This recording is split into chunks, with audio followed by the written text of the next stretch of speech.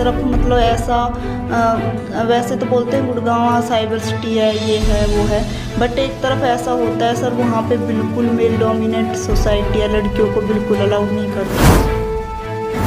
जिस तरीके से तुम कुछ भी कर सकते हो, अगर तुम्हारा मन कर रहा है, तुम आराम से कहीं जा रहे हो, कॉलेजों में जा रहे हो, कहीं और जा रहे हो, भाई उसके भी फंडामेंटल राइट्स हैं, वो उसको भी उसका मतलब जीने का पूरा अधिकार है।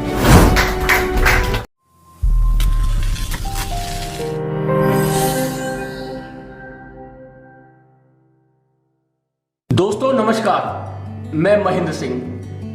आज हम आपसे उस शख्सियत से मिलवा रहे हैं जो अपने गांव में बच्चियों की, लड़कियों की, महिलाओं की पढ़ाई के लिए जी जान से जुटी हुई हैं। वे चाहती हैं कि गांव की हर बच्ची, लड़की, महिला पढ़ी लिखी हो, कामकाजी हो।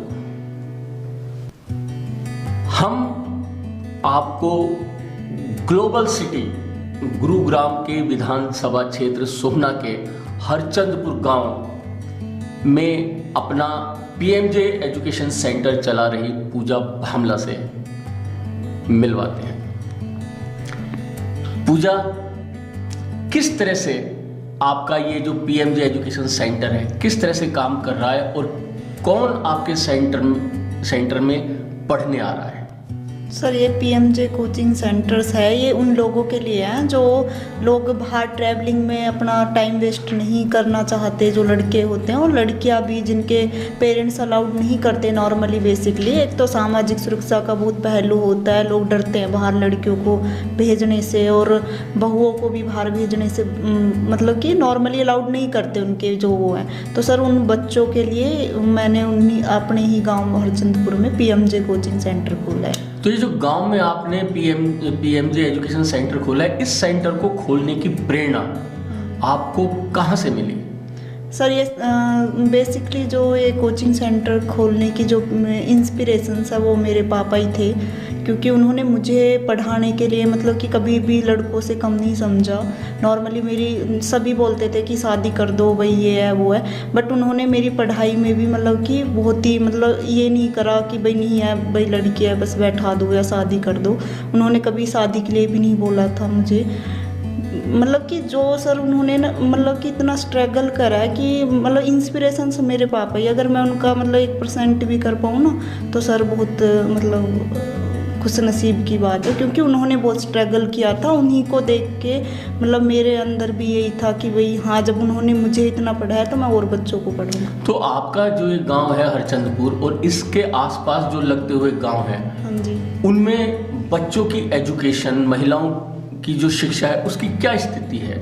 सर स्थिति वहाँ की बहुत ख़राब है। नॉर्मली बेसिकली हरचंदपुर की तो फिर भी ठीक है, आसपास के गांवों की बहुत है। एक तरफ मतलब ऐसा वैसे तो बोलते हैं गुड़गांव साइबर सिटी है, ये है वो है, बट एक तरफ ऐसा होता है सर वहाँ पे बिल्कुल मेल डोमिनेट सोसाइटी है, लड़कियों को बिल्कुल अलाउड नहीं करते हैं। बच्चों को भी मतलब नॉर्मली जो लड़कियाँ उनकी चाइल्ड मैरिज कर दी जाती है, आफ्टर 12th ही उनकी शादी कर दी जाती है। उनके जो सपने हैं, वो टैलेंट है, सब कुछ दबा का दबा ही रह जाता है। तो पूजा, हमारे दर्शकों को आप ये बताइए कि आपको कब ऐसा लगा कि नहीं, मुझे यह काम करना है, मुझे पढ़ाना है, मुझे बच्चियों को, लड़कियों को, महिलाओं को पढ़ने के लिए प्रेरित करना है, चाहे जो हो जाए?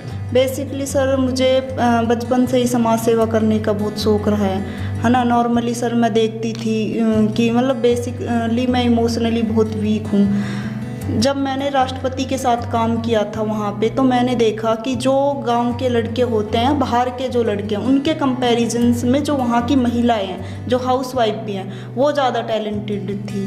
बट उनका वो घर का काम भी करती हैं और वो मतलब वहाँ पे उनकी टाइपिंग स्पीड से लेके, अगर उनको वो मौका मिले, मतलब कि ये चीज़ सारी उनको मिले, तो वो उनसे ज़्यादा अच्छा कर सकती थी। जैसा आपने बताया कि आपके गाँव को पूर्व राष्ट्रपति, हाँ जी, भारत रत्न स्वर्गीय प्रणब मुखर्जी, हाँ जी, साहब ने गोद लिया था। जी जी। तो आप किस तरह की सोच रखती हैं कि अगर एक राष्ट्रपति गांव को गोद लेता है तो उस गांव को कैसा होना चाहिए, उस गांव की बच्चियां कैसी होनी चाहिए, लड़कियां कैसी होनी चाहिए, महिलाएं कैसी होनी चाहिए, खासकर शिक्षा को लेकर? सर बेसिकली हमारे गांव को ही नहीं, मुझे ऐसा लगता है मेरे विचारों में लड़कियों की जो एजुकेशन है सर वो बहुत ज़रूरी है। बिकॉज अगर उन लड़कियों को अगर मतलब ढंग से नहीं, एजुकेशन के मामले में नहीं, खेल में भी, हर चीज़ में उनको सर इक्वल, मतलब कि ये नहीं है कि जेंडर इनइक्वलिटी के बेस पे कि भाई ठीक है लड़की है लड़का है, नहीं है। उनको सर बराबर मौका मिलना चाहिए, लड़कियों को भी बहुओं को भी मिलना चाहिए। बहू है उनको भी मतलब बेसिकली सर जो समाज में है ना, मतलब हम एक ऐसे समाज में जी रहे हैं जहाँ बेशक से मतलब देश आज़ाद हो गया है, बट अभी तक भी ग्राउंड लेवल पर वो सारी चीज़ें लागू नहीं है सर। तो पूजा, जैसा आपने बताया कि आपका जो ये पीएमजे एजुकेशन सेंटर है, इसमें जो पढ़ने आ रहे हैं, हाँ जी, तो जो नहीं पढ़ रहे थे उनको सेंटर तक लाने के लिए आपको किस तरह की मशक्कत करनी पड़ी, या लोगों को आपने जाकर कैसे समझाया कि आपकी महिलाएं परिवार की हैं, जो लड़कियां हैं, जो बच्चियां हैं, उनका पढ़ना कितना ज़रूरी है? सर बेसिकली मैंने मोबिलाइजेशन का काम किया था। नॉर्मली मैं लोगों से पर्सनली जाके मिली हूँ, तो मुझे मतलब कि जो बहू होते हैं वो बेसिकली बोलते हैं कि भाई मेरी सासू ना भेज रही मुझे भेजने के लिए, उनके हस्बैंड अलाउड नहीं करते भेजने के लिए, लड़कियां होते हैं उनके भाई अलाउड नहीं करते। तो मैंने उनको यही समझाया कि ठीक है भाई, तुम जिस तरीके से तुम कुछ भी कर सकते हो, अगर तुम्हारा मन कर रहा है, तुम आराम से कहीं जा रहे हो, कॉलेजों में जा रहे हो, कहीं और जा रहे हो, भाई उसके भी फंडामेंटल राइट्स हैं, वो उसको भी उसका मतलब जीने का पूरा अधिकार है। तो आप लोग ऐसा मतलब क्यों, मतलब क्या रीज़न है जो उनको बाहर नहीं भेज रहे हो? तो वो मान जाते हैं सर, मेरी बात तो देखो मान जाते हैं। नॉर्मली मैंने पर्सनली बात किया। एक तो सर मतलब कि ना लोगों को सामाजिक सुरक्षा का बहुत वो है कि वो डरते हैं, लड़कियों को भी ना बाहर भेजने से डरते हैं कि भाई ये है वो है कोई, मतलब कि नॉर्मली सर एक तो आर्थिक जो मुझे पर्सनली मिला लोगों से बात करके देख के, एक तो आर्थिक सुरक्षा का वो है, एक सामाजिक सुरक्षा का। तो जो आपने शिक्षा का जो बीड़ा उठाया है, और दो बातें आपने मुख्य रूप से कही है, एक सामाजिक सुरक्षा को लेकर और एक आर्थिक सुरक्षा को लेकर, हाँ जी, और ये दोनों ही मसले हाँ जी, बच्चियों की, लड़कियों की, महिलाओं की शिक्षा से जुड़े हुए हैं। जी बिल्कुल। वो पढ़ेंगी तभी आत्मनिर्भर होंगी, जी, तभी उनके अंदर एक आत्मविश्वास पैदा होगा। जी। तो ये आत्मविश्वास पैदा हो, इसके लिए आपका जो मैसेज है, गांव में लोग हैं, महिलाएं हैं, बड़े बुजुर्ग हैं, जो युवा पीढ़ी है, वो किस तरीके से ले रही है? सर देखो अभी रिस्पांस काफ़ी अच्छा मिल रहा है, लोग भेज रहे हैं, लड़कियां भी इंटरेस्टेड हैं, वो मतलब कि सेल्फ डिपेंडेंट होना चाहती हैं, कमाना चाहती हैं। नॉर्मली सर जो लड़कियां हैं वो भी सपोर्ट कर रहे हैं, तो सर मुझे तो काफ़ी अच्छा रिस्पांस मिल रहा है इसमें, तो सर आगे भी आई होप अच्छा ही होगा। अच्छा, एक हमारा सवाल ये है कि ये जो इस तरह का जो प्रयास आप कर रही हैं, ये आपके आसपास के गांव में जा रहा है? जी सर बिल्कुल जा रहा है। बेसिकली बाहर गांव से ज़्यादा बच्चे आ रहे हैं मेरे पास जो पढ़ने के, हरचंदपुर से भी ज़्यादा बाहर आसपास के गांवों के आ रहे हैं, क्योंकि यहाँ पे सर जो कोचिंग्स है ना, ये एज ए बिजनेस नहीं बनाया गया है। जो ज़रूरतमंद बच्चे सर उनके लिए फ्री ऑफ कॉस्ट कराया हुआ है, क्योंकि सर जैसे कि नॉर्मली सर इतना नहीं है, जो गवर्नमेंट स्कूल में पढ़ रहा है बच्चा उसके इतनी बस की बात नहीं है कि उसके पेरेंट्स उसको 3-3 हज़ार रुपये फ़ीस दे। तो नॉर्मली सर वहाँ पे तो आपके शब्दों में अगर हम ये जानना चाहें कि जो आपके सेंटर में पढ़ने आ रहे हैं, उनकी पारिवारिक और आर्थिक स्थिति कैसी है? सर देखिए सभी नॉर्मली गाँवों का वो है, तो सभी खेती बाड़ी करते हैं, इतना वो नहीं है लोगों के पास, फाइनेंशियली मतलब ज़्यादा स्ट्रॉन्ग नहीं है। नॉर्मली सर पढ़ने वाले बच्चे भी आ रहे हैं मेरे पास, जो पढ़ना चाहते हैं वो ही ज़्यादा आ रहे हैं सर। तो आप, चूँकि आपका गांव जो है पूर्व राष्ट्रपति जी ने गोद लिया हुआ है, उसमें बहुत सारे काम भी हो रहे जी हैं, बिल्कुल, और ये गांव दुनिया की ग्लोबल सिटी गुरुग्राम के अंतर्गत आता है। हाँ जी।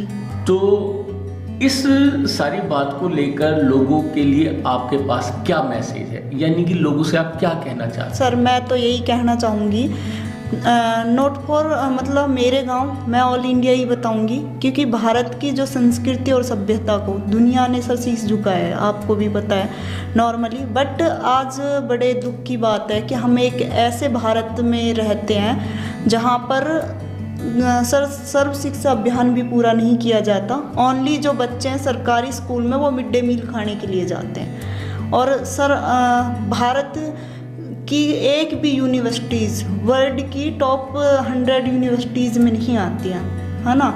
तो सर यही है कि एक तरफ तो IIT, NIT, IIM जैसे शिक्षण संस्थान है, बट एक तरफ हम सर्व शिक्षा अभियान का जो टारगेट है वो भी पूरा नहीं कर पा रहे हैं। तो सर मेरा जो मोटिव है वो यही है कि आप सर, इससे बड़ा ना पुण्य का काम कोई नहीं है। अगर आप नॉर्मली बेसिकली कोई भी है, चाहे मैं ही नहीं, मतलब कि और भी लोग हैं पढ़े लिखे, वो सभी इसी काम में जुड़े। अगर हम किसी एक बच्चे का भी भविष्य बनाते हैं तो सर उस बच्चे का भविष्य बन सकता है ना। राष्ट्र निर्माण के लिए ज़रूरी नहीं है कि हम भाई फांसी चढ़ के या बलिदान दे के ही कर सकते हैं। हम एक जागरूक नागरिक की अहम भूमिका निभा कर भी अपने देश के लिए काम कर सकते हो, राष्ट्र की सेवा हम कर सकते हैं। जी।